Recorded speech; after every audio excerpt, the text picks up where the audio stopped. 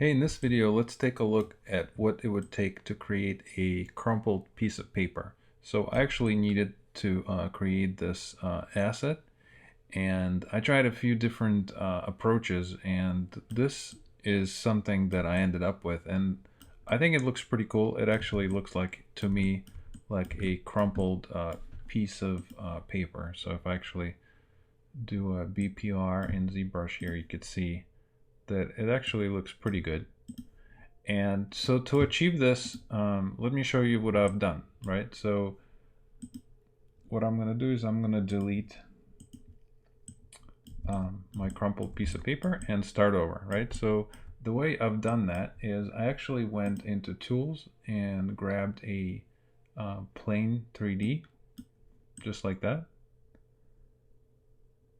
And once you have your plane 3D, you can actually click on this button here, make poly mesh 3D, right?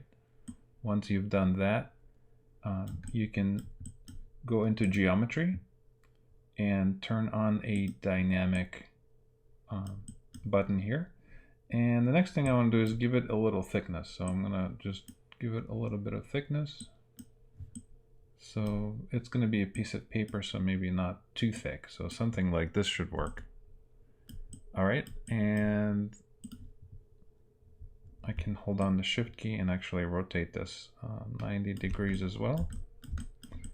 All right, so the next step after this is grabbing a brush. So I'm going to press C, and I'm going to grab this cloth twister brush. All right, I'm gonna make my brush kind of large and maybe kind of angle my piece of paper here, something like 45 degrees, and make this brush a little larger and just start kind of crumpling this up. And I know right now it kind of looks like a cloth, and that's okay. I'm just kind of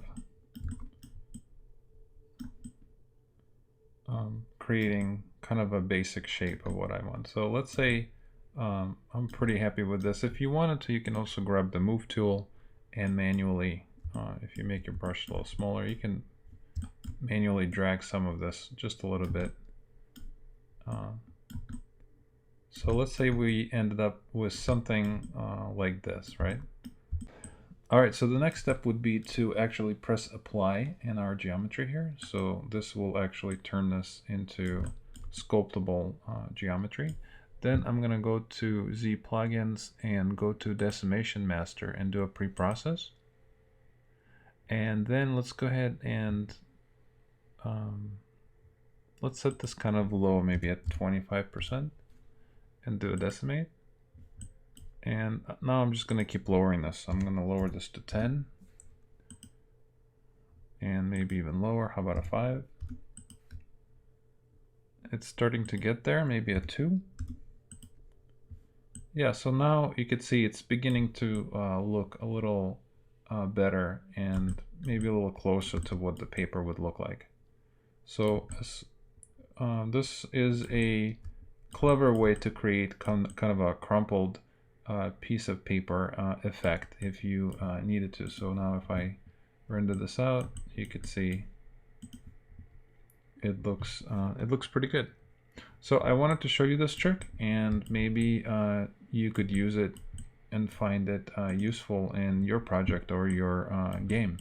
So now at this point, you can of course export it out as a low poly file into your game engine, and you can also tweak it as well. You can grab your move tool, and now since this is really low poly, we can grab some of these edges and make it maybe even more interesting.